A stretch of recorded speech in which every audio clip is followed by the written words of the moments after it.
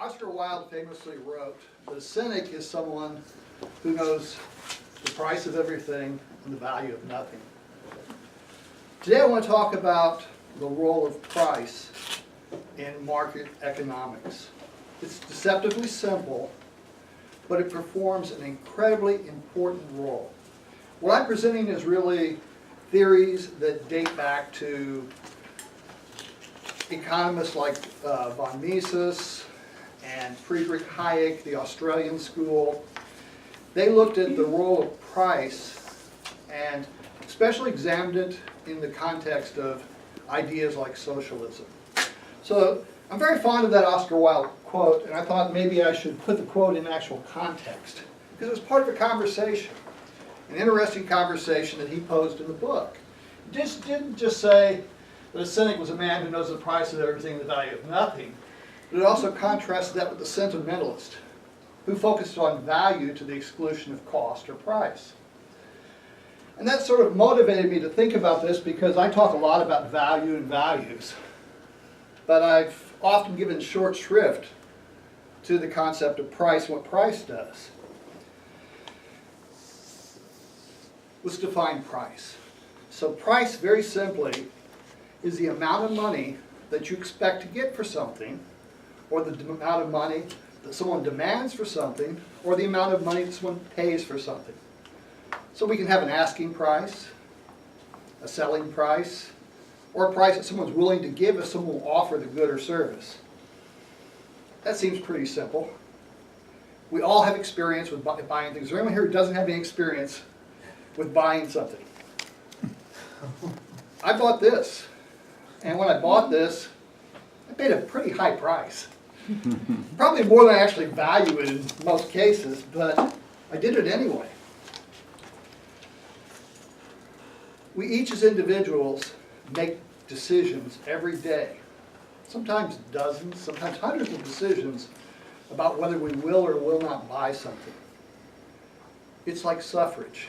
We have the money in our pocket, and we vote with our money.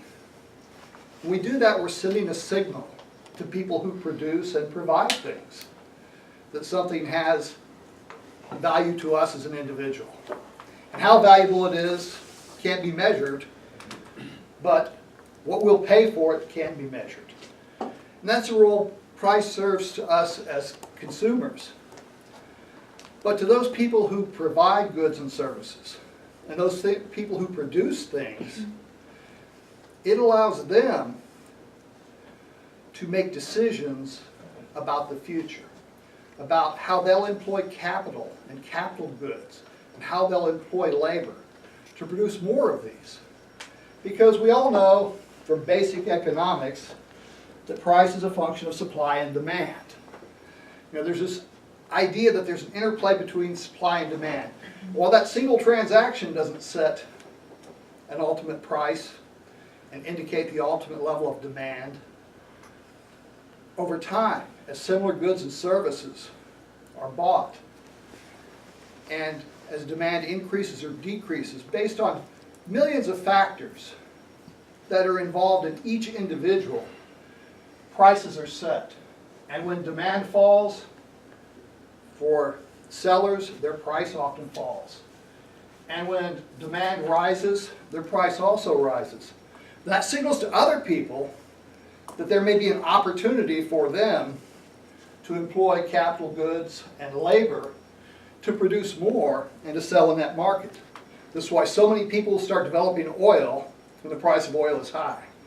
We have these surpluses that occur as too many people are providing it, and then a natural falling in price. So it's over time that these transactions signal to those producers, those providers, what behavior consumers are demanding. This role for price is crucial for determining a more efficient allocation of resources. Imagine an alternative. Take socialism. Now we've seen various command and control economies and societies fail for various reasons. There's nothing insidiously wrong or evil about socialism. The problem with socialism as Friedrich Hayek described it, was a lack of information.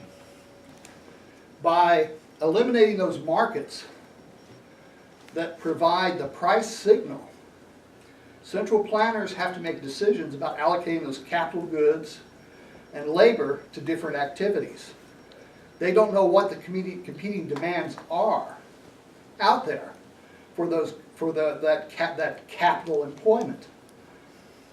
And either directly by controlling the means of production or indirectly by setting prices, they disrupt that aggregation of knowledge that comes from thousands and thousands, even millions of people asserting their own preferences on what they buy and don't buy. And so we end up with surpluses and, more importantly, shortages in those types of systems. So this is why price is an important mechanism for helping to determine the efficient allocation of resources over time. Not perfectly efficient. There's no perfect markets.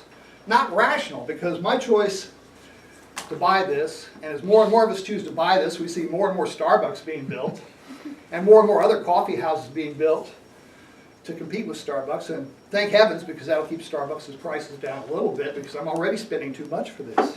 But as we each vote with our money to buy something, we're sending a signal out to create that.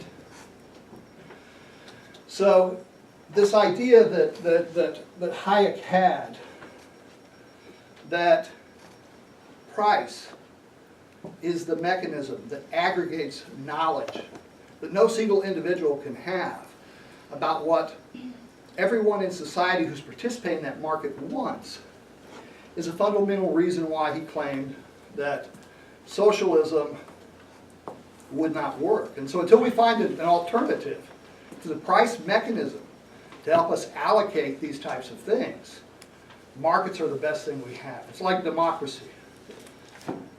It's a terrible form of determining how we're going to govern ourselves, but it's better than any of the alternatives. So there's no reason to be cynical about knowing the price of everything, as long as you also know the value of the things that are important to you. Thank you.